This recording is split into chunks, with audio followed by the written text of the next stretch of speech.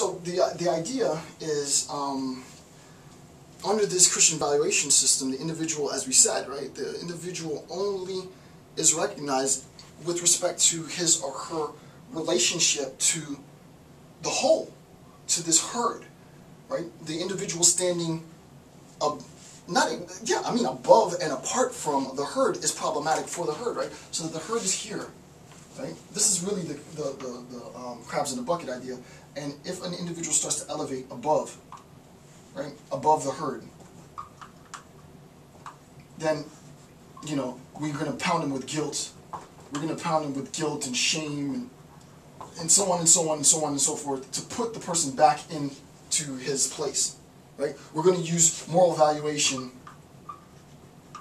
We're going to use morality to shame and to create instances of guilt. We're going to create a condition in which the individual, as Nietzsche says in one of the notes, physically, physiologically, biologically becomes ill from just the continuous conceptual drain, the stress of having to think about what other people think about me, right? Physically takes its toll on the individual.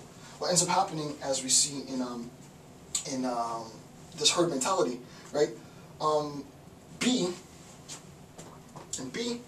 there is no individual independent from the whole, right? No individual.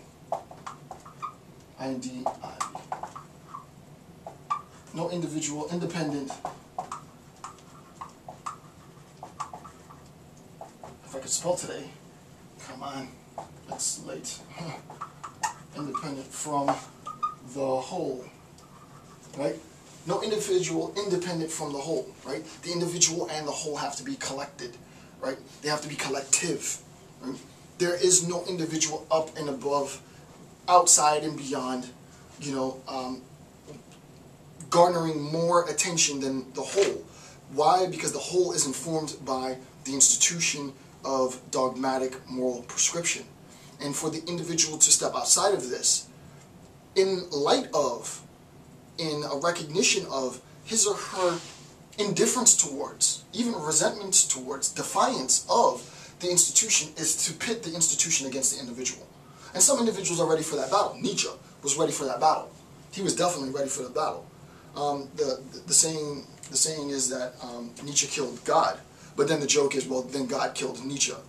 But the idea is, if you could even say something like Nietzsche killed God, I didn't make this up, right? This is like a little catchphrase. Like Nietzsche killed God, but then the theist response is, and then God killed Nietzsche. Just the idea of saying that Nietzsche killed God. Think about what this dude did.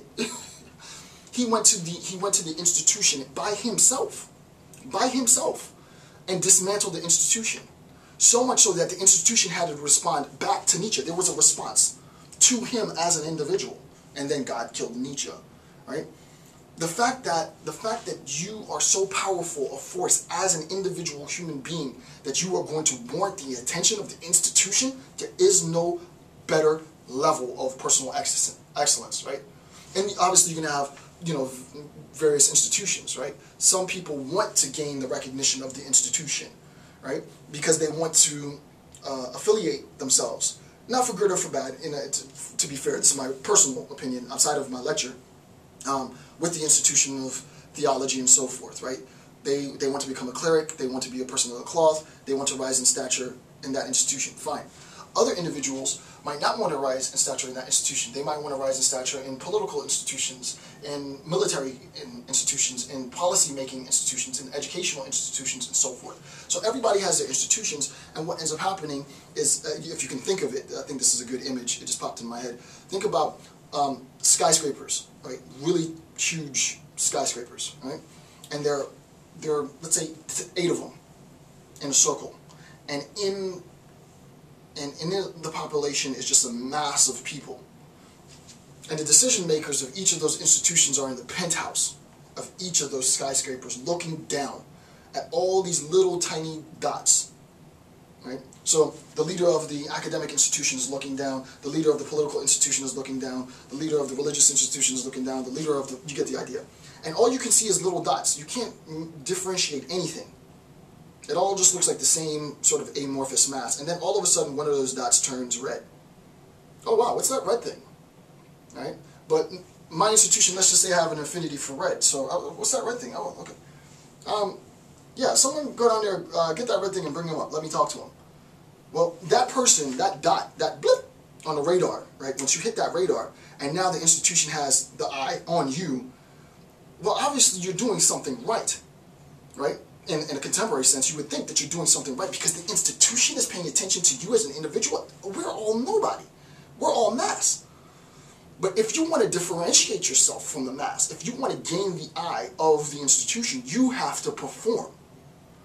And that's precisely what Nietzsche is arguing is not the case. They don't want you to perform. They want everybody to be the same, right?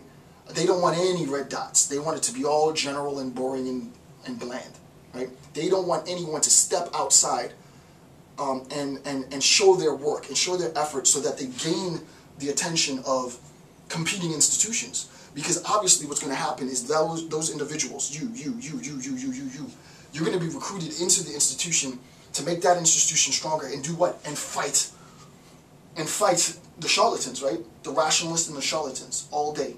From the beginning of time till the end of time. It'll never change. You can change the technical terms of how you want to call them. You can change the political affiliations, how you want it. The rationalists and the charlatans. And that's the battle, right? And those fighting that battle need the best, they need the best, quote-unquote, soldiers to fight for them, right? So Nietzsche steps outside. Right? He's definitely he's a red dot. He's beeping. He lived in a time where no one wanted to call on Nietzsche. He's the alpha student, right? He's the zealot waving his hand. Pick me, pick me, pick me, pick me. Nobody wanted to pick Nietzsche. Nobody wanted to pick him. And he gets pissed. He gets pissed. He's like, no one's picking on me. Nobody's picking me. Don't you guys see what this institution is doing? Don't you see that this institution is trying to control the social by controlling the way that we view morality, the way that we make sense of morality? Am I the only one that sees this? And there's no institution picking Nietzsche. So Nietzsche goes crazy. Nietzsche goes crazy. he goes crazy.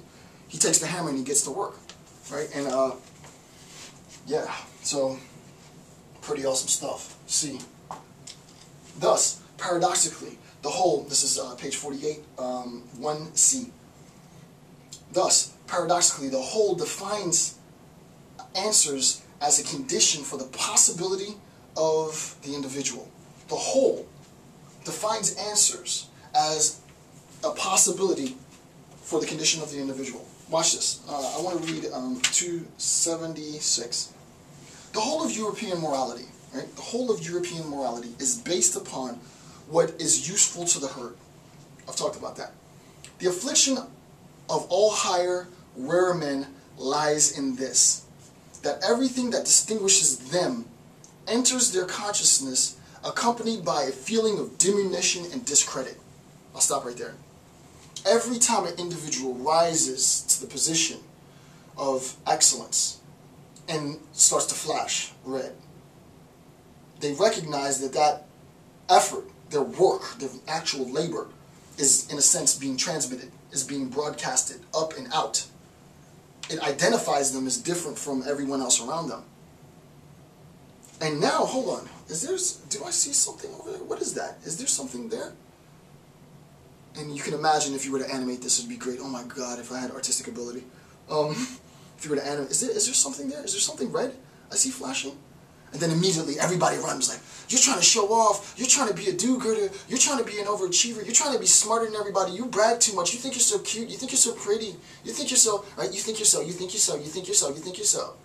And the person's like, oh, I'm sorry, I'm discredited, I'm sorry. And they're like, no, right? And then, oh no, I thought I saw something, but I didn't see anything. And then your opportunity's gone just like that. The opportunity that you had to really get into the battle, the opportunity that you had to really make a viable contribution in this ridiculous thing that we call life, to fight people who purvey misinformation for a living, is gone. And you don't get opportunities like that twice. You get it once, as Eminem says, right? The whole of European, I'm going to read it again, the whole of European morality is based upon what is useful to the herd. The affliction of all higher, rarer men lies in this, that everything that distinguishes them enters their consciousness, accompanied by a feeling of diminution and discredit. The strong points of contemporary men are the cause of their pessimistic gloom. the strong points of contemporary men of the